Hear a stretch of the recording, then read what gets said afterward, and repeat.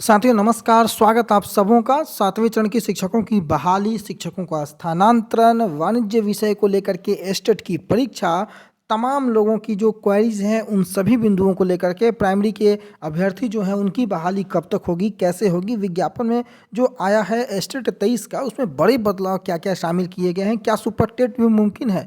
कई लोगों ने ऐसे कयास लगाने शुरू कर दिए हैं कि इसमें मेरिट मिलाने का कोई प्रावधान नहीं है, इसलिए सुपर टेट होगा। तो इन सभी कयासों, इन सभी प्रश्नों के जवाब जो हैं एक जगह इस वीडियो में आपको देने जा रहे हैं। सबसे पहले इस वक्त की बड़ी खबर से हम शुरुआत करेंगे। न्यूज़ 18 के हवाले से शिक्षा विभाग बड़ी तैयारी कर रहा है। आज बैठक है 4:30 बजे और इस बैठक में नियमावली को लेकर के मोहर लगने की संभावना तो जताई जा रही है। नियमावली पूरी तरीके से, जो सूत्र हमें खबर दे रहे हैं कि पूरी तरीके से नियमावली तैयार कर ली गई है, परंतु इस कैबिनेट की बैठक में क्या उसे पेश किया जाएगा, इस पर अभी भी असमंजस की स्थिति बनी हुई है। कुछ घंटे का इंतजार, लेकिन जहां तक हमें यह प्रतीत होता है कि शायद सरकार और शिक्षा विभाग इस बैठक में नियमावली को पेश ना करें।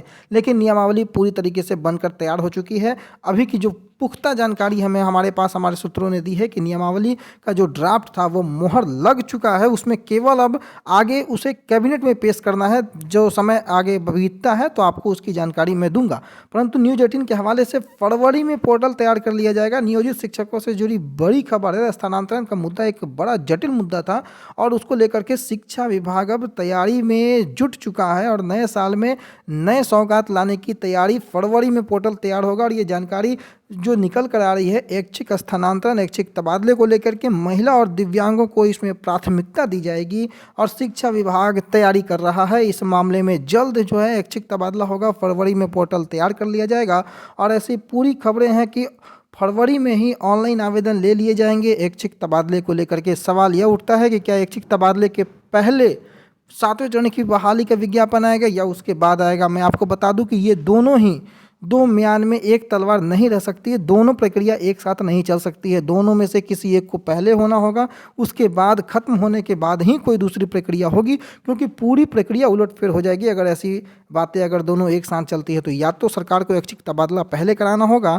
या फिर सरकार को 7वें चरण की शिक्षक बहाली पहले करानी होगी। और जो हमारे सूत्र बता रहे हैं, जो हमारी जानकारियां बता रही हैं कि पहले 7वें चरण का जो विज्ञापन है वो आएगा, उसके बाद तबादले को लेकर के जो भी महत्वपूर्ण जानकारियां या महत्वपूर्ण क्रियाकलाप अगर शिक्षा विभाग को आगे देखना भी है, करना भी है तो वो करेगा। तो विज्ञापन और नियमावली ये पहले आने की बातें हैं, लेकिन फरवरी में पोर्टल तैयार हो जाएगा। ये पुख्ता खबरें, इस वक्त की बड़ी खबर मैं आपको बता रहा हूं। अन्य खबरों की अगर हम चले तो आज जो विज्ञापन निकला था उस विज्ञापन में बड़े बदलाव किए गए हैं और उन बड़े बदलाव में अब आप देखिए कि फॉर्म भरने के समय ही आपको प्रमाण पत्र जो है अब अपलोड करना पड़ेगा और उन प्रमाण पत्रों में महत्वपूर्ण जो प्रमाण पत्र की जो सूची है वो भी दे दी गई है।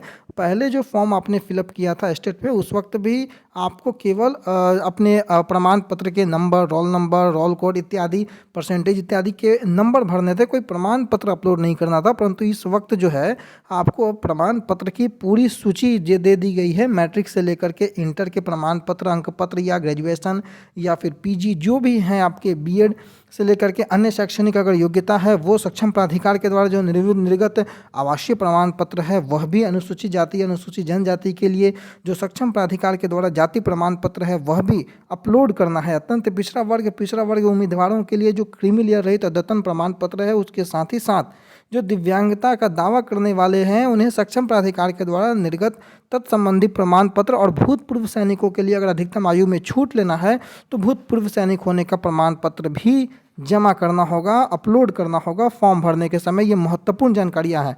नॉर्मलाइजेशन को लेकर के मैंने सुबह आपको बताया था कि नॉर्मलाइजेशन की प्रोसेस, हालांकि निगेटिव मार्किंग नहीं है लेकिन उसके बावजूद भी आपके नंबर कटेंगे और ये कटे हैं। स्टेट 19 के भी कैंडिडेटों से अगर आप पूछेंगे तो उनके भी नॉर्मलाइजेशन की प्रक्रिया जो कि सभी के समझ से बाहर थी और इस बार भी नॉर्मलाइजेशन की प्रक्रिया को अपनाया गया है। और आपके रॉ मार्क्स के आधार पर ये नॉर्मलाइजेशन नहीं होगा, बल्कि आपके जो स्कोर होंगे, जैसे कि अगर आपने 76 नंबर लाया है, आपका जो पासिंग स्कोर अगर 75, जो कि पूरी विस्तार से यहाँ दे दी गई है कि variation of Z score normalisation method से की जाएगी नॉर्मलाइजेशन की प्रक्रिया। और प्रक्रिया के अंतर्गत जो अभ्यर्थी का अगर नॉर्मलाइज स्कोर जो होगा वही उसका प्राप्तांक माना जाएगा, आपको रॉ स्कोर नहीं। क्योंकि स्टेट 19 में भी बहुत सारे अभ्यर्थी ऐसे थे जो 80 नंबर प्राप्त कर रहे थे, परंतु नॉर्मलाइजेशन के बाद वो क्वालिफाई नहीं हो पाए, यानी कि 75 से नीचे हो गए। तो ऐसे जो परिस्थितियां हैं वो यहाँ भी बनती नजर आ रही हैं, यानी कि अभ्यर्थी की जो उत्तीर्णता अथवा अनुत्तीर्णता का जो निर्धारण होगा, जो नॉर्मलाइज्ड स्कोर होगा उसके आधार पर होगा। कंडिका 7 में दिए गए उत्तीर्णतांक जो प्रतिशत है, जैसे कि 50% अगर जनरल का है यानी कि 75 मार्क्स होता है, तो रॉ स्कोर जो है आपके उसके आधार पर ये नहीं होगा। उदाहरण के लिए अगर कोई जनरल कैंडिडेट है 150 अंकों की परीक्षा में, रॉ स्कोर उसका 76 है और नॉर्मलाइजेशन करने के बाद उसका नॉर्मलाइज स्कोर अगर 74.90 भी आता है, 74.95 भी आता है, तो निर्धारित उत्तीर्णांक यानी कि 50% यानी कि 75 नंबर उनको चाहिए उत्तीर्ण होने के लिए, जो नॉर्मलाइजेशन के बाद वो नहीं ला पाए हैं, 74.90 आया है, तो भी वो उत्तीर्ण नहीं घोषित किए जाएंगे, वो अनुत्तीर्ण हो जाएंगे। हालांकि उनका रॉ स्कोर जो था वो 76 था। तो नॉर्मलाइजेशन का ये जो फ़ायदा और नुकसान जो होता है उसे आपको समझना होगा। जो भी अभ्यर्थी इसमें बैठेंगे उसको समझिएगा आप इस चीज़ को। हालांकि निगेटिव मार्किंग नहीं है, लेकिन नॉर्मलाइजेशन की प्रक्रिया में अपेक्षित अधिक प्रश्नों के जो गलत उत्तर अगर आप दे देंगे तो आपके स्कोर में ऋणात्मक प्रभाव भी आ सकता है, यह स्पष्ट कर दी गई है। तो इस वीडियो में जो मैंने 2-3 महत्वपूर्ण बिंदु बताया वो आप लोगों को ध्यान देने योग्य बात है। अब हम आ जाते हैं कि प्राइमरी की बहाली कब तक होगी। प्राइमरी के कैंडिडेटों का ये बड़ा सवाल है दोस्तों। जब तक स्टेट की बहाली नहीं होगी तब तक प्राइमरी के बहाली का नोटिफिकेशन नहीं आएगा। ये बात पूरी तरीके से पुख्ता हो चुकी है। और जो आपके भी सोर्स होंगे शिक्षा विभाग में, आप उनसे भी संपर्क करने का प्रयास कीजिएगा। परंतु जो जानकारियां हमारे पास है कि प्राइमरी की वैकेंसी में अभी थोड़ा विलंब होगा, स्टेट की वैकेंसी के बाद ही प्राइमरी का वैकेंसी होगा। लेकिन एक कट ऑफ डेट जारी करने की बात जरूर शिक्षा विभाग में चल रहा है। अभ्यर्थियों ने लगातार प्रश्न चिन्ह उठाए हैं इस पर, परंतु अब तक उसको लेकर के कोई स्पष्टीकरण नहीं है। तो इंतजार प्राइमरी के अभ्यर्थियों को थोड़ा करना होगा। उनकी बहाली होगी और उनकी बहाली में सीटेट वाले जो अभ्यर्थी हैं 2022 दिसंबर वाले, वो एंट्री करते हैं नहीं करते हैं, इसके लिए थोड़ा आपको इंतजार जरूर करना पड़ेगा। अब हम सबसे महत्वपूर्ण बिंदु पर आ जाते हैं कि क्या सुपर टेट होगा कि नहीं होगा। कई लोग जो हैं अभी ये अफवाह उड़ाने शुरू कर दिए हैं कि सुपर टेट होगा, कोई मेरिट बनाने का प्रावधान। तो मैंने आपको पहले भी कहा था कि एसटीईटी हो, सीटीईटी हो, बीटीईटी हो, ये केवल एक एलिजिबिलिटी टेस्ट है, पात्रता परीक्षा है। और पात्रता परीक्षा में कोई मेरिट नहीं होता है। जैसा कि पूर्व में भी मेरिट और नॉट मेरिट के मुद्दे को लेकर के लगातार चर्चाएं चढ़ी हैं, बहुत सारी बहसबाजियां हुई हैं। माननीय पटना हाईकोर्ट के सिंगल बेंच, डबल बेंच, लगातार कई बेंचों की जो सुनवाई है, आप लोगों ने देखा होगा कि कोई मेरिट को पटना हाईकोर्ट ने मानने से इनकार कर दिया। तो सरकार अब वैसी गलती दोबारा नहीं करने वाली है। और इस बार की जो विज्ञापन आया है उसमें उस मेरिट के प्रावधान को ही हटा दिया गया है, ना ही किसी सीट की चर्चाएं की गई हैं। केवल जो है यह स्पष्ट कर दिया गया है कि जितने लोग क्वालिफाई होंगे उन सभी को प्रमाण पत्र दिया जाएगा और उस प्रमाण पत्र की वैधता लाइफ टाइम होगी। क्योंकि गलतियां एक बार होती हैं, बार बार गलती कोई नहीं करता है।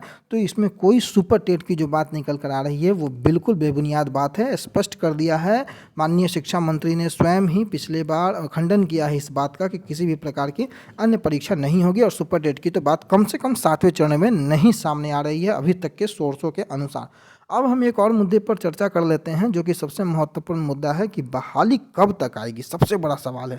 तो दोस्तों आप लोगों को मैं बता दूं कि नियमावली जो है इस कैबिनेट में संभावना मुझे थोड़ी पर्सनली कम लगती है, लेकिन अगले कैबिनेट में यानी कि जनवरी के कैबिनेट में ही नियमावली आ जाएगी। ये बात जो है पूरी तरीके से स्पष्ट नज़र आ रही है। फिर भी देखना होगा कि क्या शिक्षा विभाग फरवरी में जो पोर्टल निर्माण की जो बात हो रही है, क्या उसमें पहले ऐच्छिक तबादला करता है। और अगर ऐच्छिक तबादले की बात निकल कर आती है तो बहाली की प्रक्रिया में थोड़ा और विलंब हो सकता है। क्योंकि जब तक तबादले की प्रक्रिया को पूरी नहीं की जाएगी तब तक ये बहाली की प्रक्रिया आगे नहीं बढ़ेगी। और मैं बार बार इस बात से आप लोगों को इंगित भी करवा रहा हूँ, रूबरू भी करवा रहा हूँ कि छठे चरण का भी एक शेड्यूल आना बाकी है। भले ही वो 2 दिन का हो, लेकिन वो शेड्यूल आना होगा, तभी जाकर के टेक्निकली छठा चरण को समाप्त माना जाएगा। अब तक छठे चरण की प्रक्रिया ही चल रही है और उसे समाप्त करना बहुत आवश्यक है, तब जाकर के 7वें चरण की प्रक्रिया पूर्ण रूप से शुरू होगी। तो कुछ टेक्निकल बिंदु हैं जिसका ध्यान में रखना हमें बहुत अति आवश्यक है। और जो नियमावली की जो बातें लगातार चल रही हैं उसमें भी मैंने आपको बताया कि नियमावली में जो रेशियो की जो बातें हैं वो जब तक ऑथेंटिक सामने ना आ जाए तब तक हमें थोड़ा इंतजार करना पड़ेगा। हालांकि कई विधायकों, मंत्रियों, नेताओं की अगर बात को लेकर के चले तो अभी भी नियमावली के जो बात चल रहा है, जो बदलाव की जो बातें हैं, एकेडमिक और स्टेट या सीटेट दोनों को रेशियो को समानुपात में करके आगे बढ़ने की जो बातें हैं वो अभी तक सही साबित हो रही हैं। आगे देखते हैं कि क्या कुछ नज़र आता है। परंतु जो भी हो, समय के साथ सब कुछ सामने होगा। परंतु जो पोर्टल निर्माण की बात है वो सबसे महत्वपूर्ण मैं ये तीसरी बार इस वीडियो में उसका जिक्र कर रहा हूँ, क्योंकि बहाली की प्रक्रिया 7वें चरण के पहले होगी, ये हमारे सोर्स जरूर बता रहे हैं, लेकिन पोर्टल निर्माण के बाद ही इन सारी परिस्थितियों से पर्दा हटेगा। और तब तक के लिए अपना आप बहुत ध्यान रखें। कोई भी नतीजा निकल कर आता है, आज की कैबिनेट की बैठक में 4:30 बजे है, जरूर नज़र बना करके रखेंगे। सबसे पहले अपडेट भी करने का प्रयास करेंगे। चैनल पर अगर नए हैं तो सब्सक्राइब करना बिल्कुल ना भूलें, बेल आइकन को जरूर प्रेस करें। तब तक के लिए आपका बहुत बहुत धन्यवाद।